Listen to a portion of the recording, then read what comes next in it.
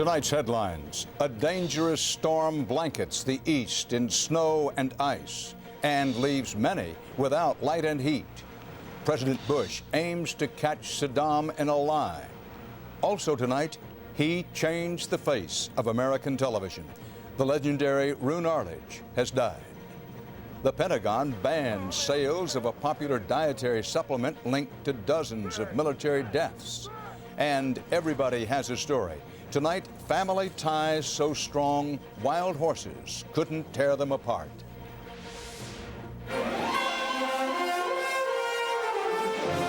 This is the CBS Evening News with Dan Rather reporting from CBS News headquarters in New York. Good evening. It's made the landscape picture postcard beautiful, but it's creating some very ugly and dangerous scenes on the roads. Much of the east is in the middle of a major snow and ice storm tonight. The storm, which started out in Texas and the southern plains, moved up the coast today from the south, dressing town after town with a winter coating that's made roads treacherous and knocked out power to more than 1 million people.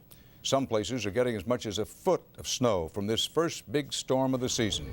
It is already blamed for at least 18 deaths. We have CBS News correspondents deployed across the storm zone tonight. Our coverage begins here in New York with Byron Pitts. Byron?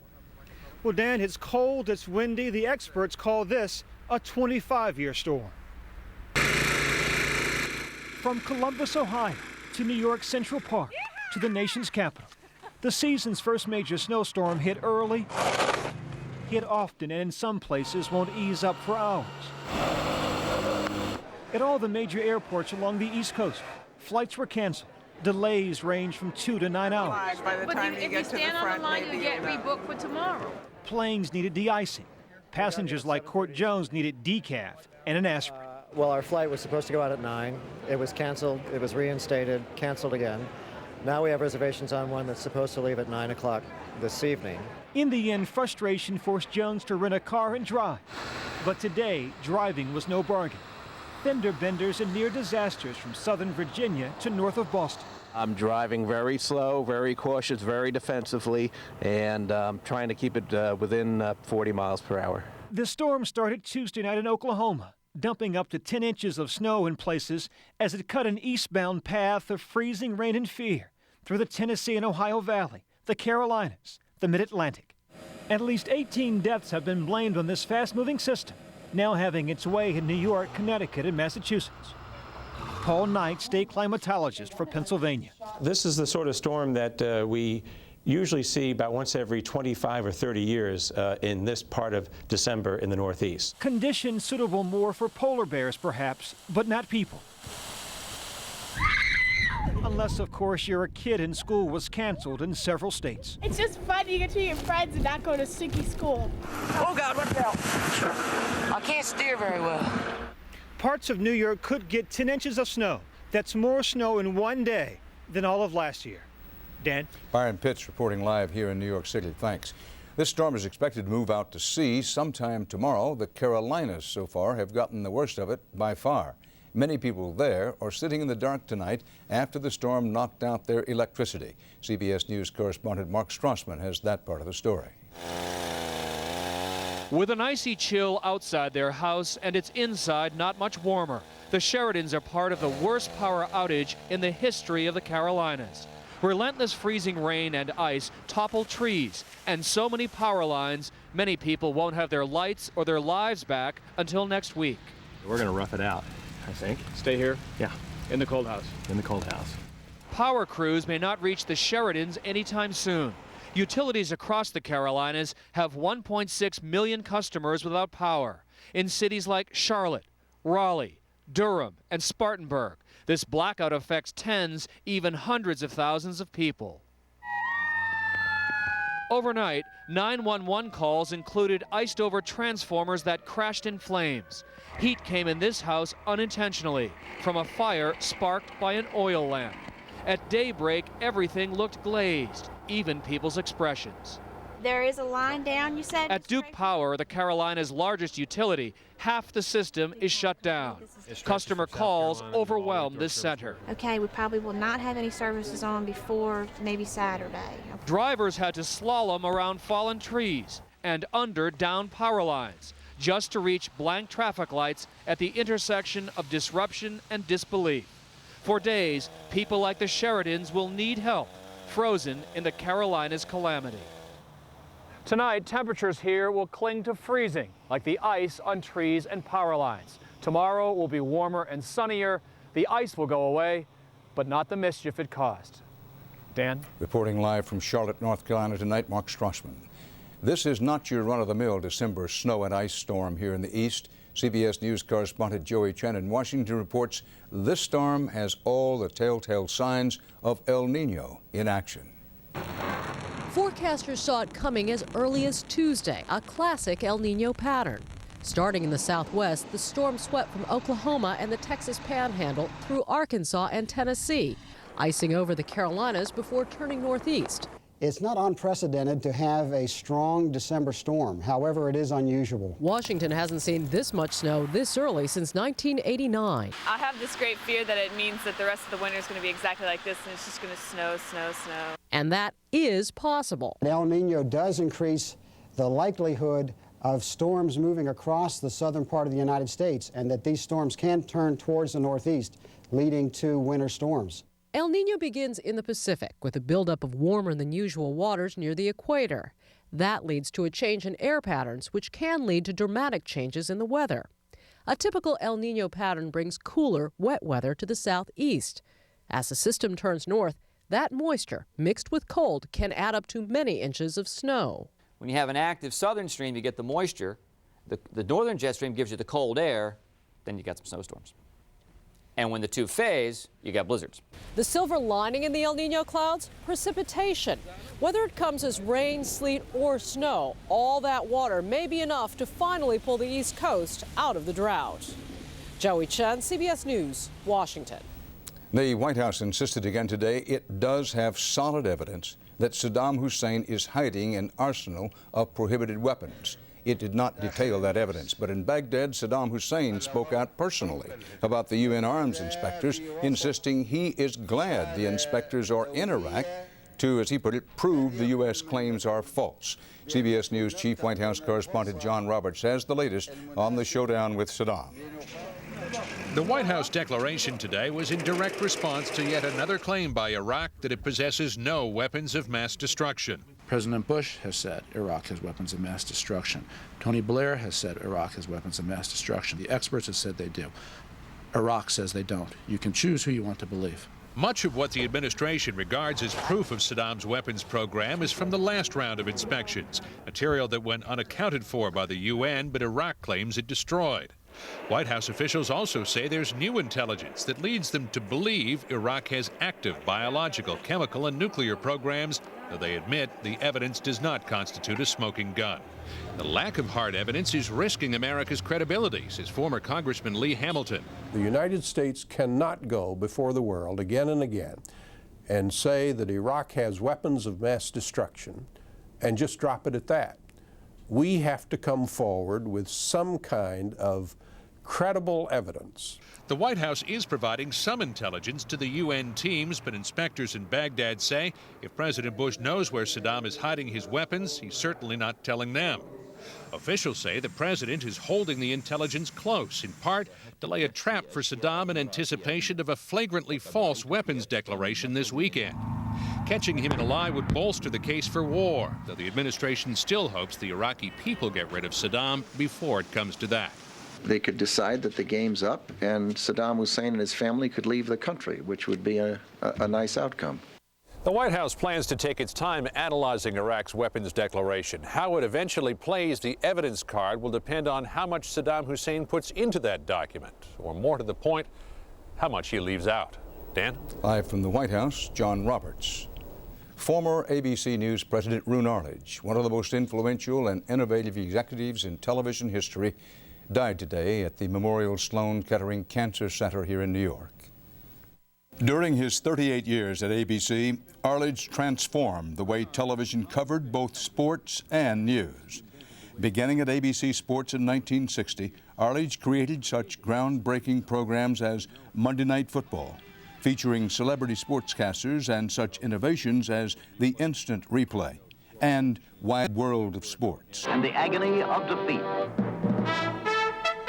In 1977, Roone Arledge was named president of ABC News, and once again, he delivered ideas that worked, including sports-style graphics to amplify and illustrate news reports, and Nightline, which evolved from ABC's late-night coverage of the Iranian hostage crisis.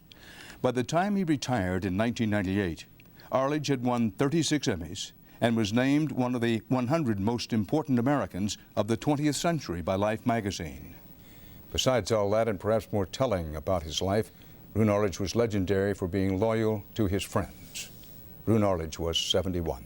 We at CBS News extend our deepest sympathies to his family and to our friends and colleagues at ABC. Still ahead on the CBS Evening News, a crippled airline struggles to fly. There's a lot riding on the fate of United, as you will see next.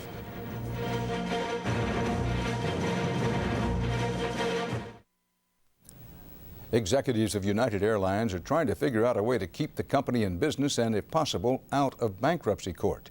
Denied taxpayer loan guarantees, that will not be easy.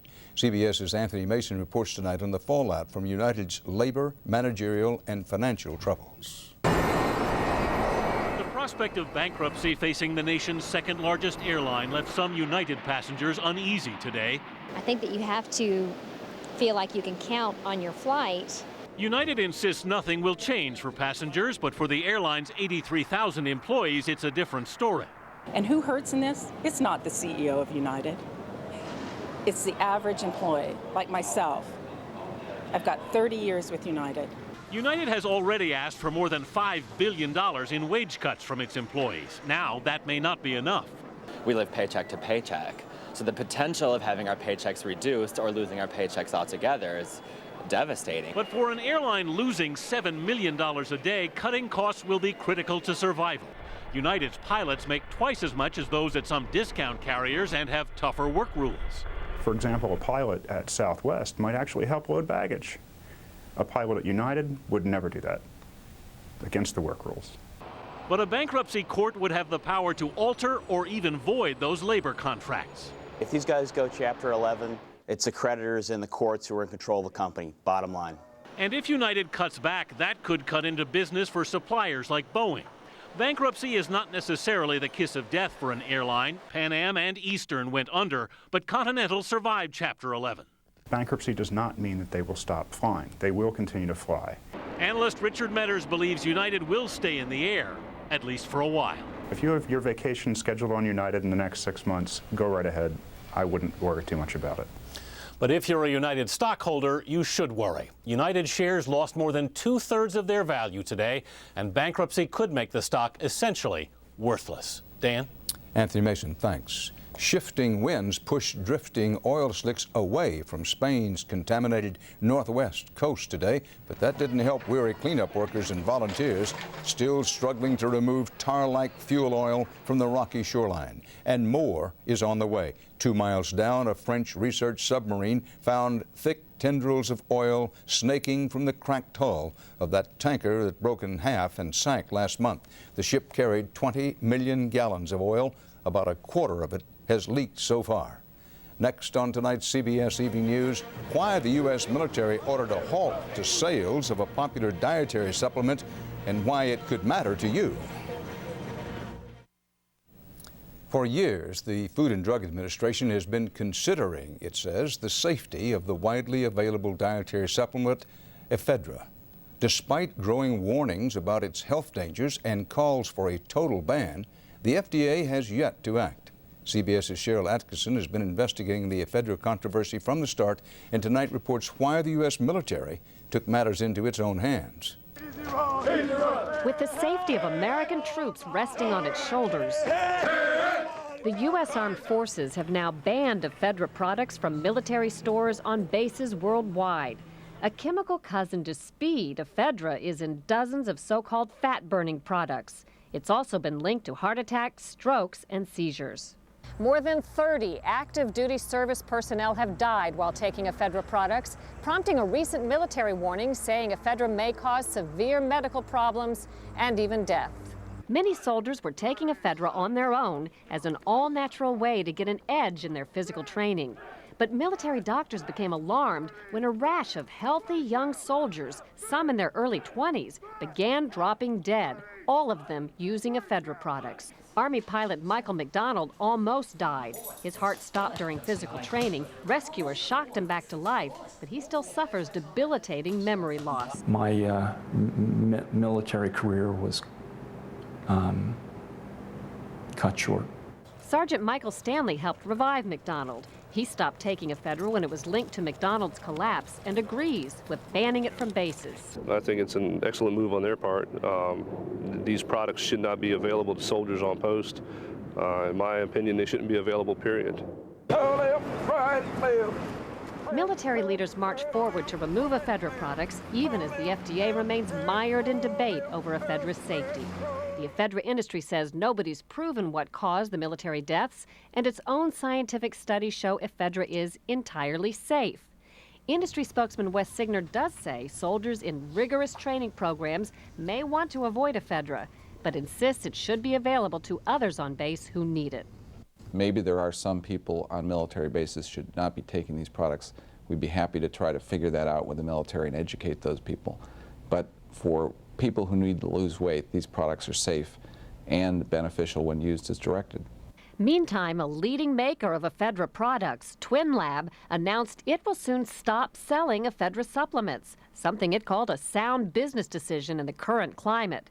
With the military ban, the climate for ephedra seems to be growing more uncertain.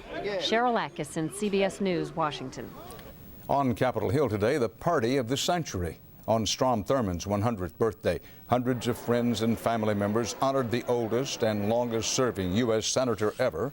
His 3 children blew out the 100 candles. The South Carolina Republican is retiring at the end of this session. Next on CBS, everybody has a story, and you can call her story The Littlest Cowgirl. We close tonight with another effort to report on Americana and the American heritage in Steve Hartman's series, Everybody Has a Story. The subject this time is a bit smaller than usual, but she has a big way of looking at the wide open spaces of her world in Utah. This week, we meet a truly impassioned young lady. Ready? Who wears her heart on her sleeve. Couture. How old are you? And her age. Inside it. 1, 2, 3, 4. Cassie Couture lives with her mom, Sandy, her dad, Troy, her brother, Cash, and her dog, Puppy.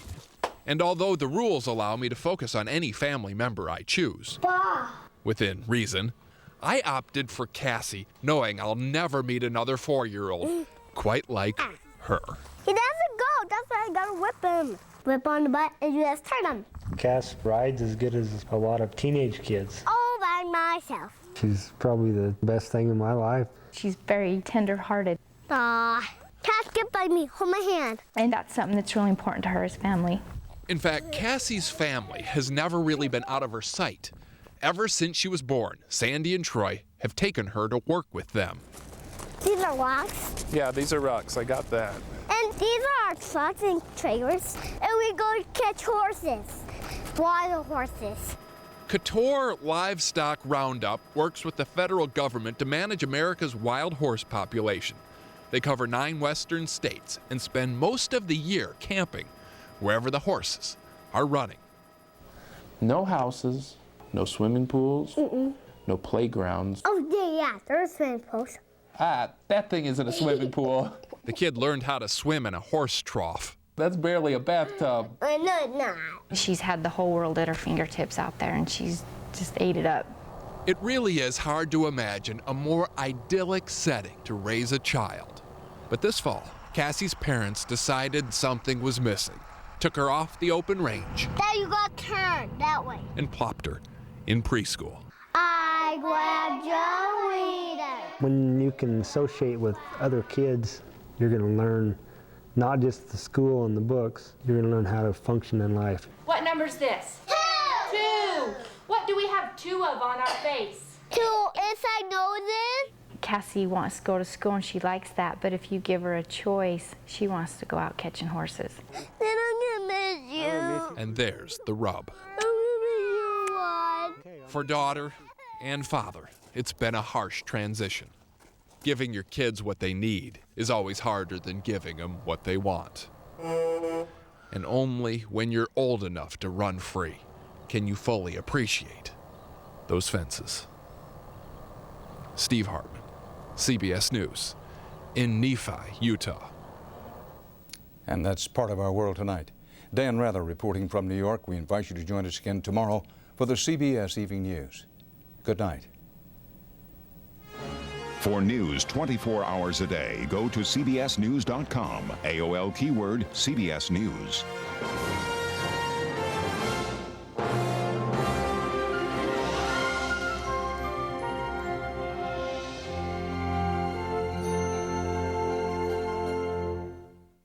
This is CBS.